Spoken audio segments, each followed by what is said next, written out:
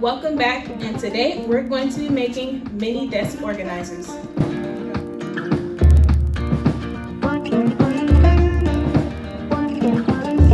can drop your pencils, your little chapstick, hand sanitizer, sit it at your desk while you're doing your classwork, and there you have it, a mini desk organizer. If you'd like to find out how I make this, click the link down in the description box.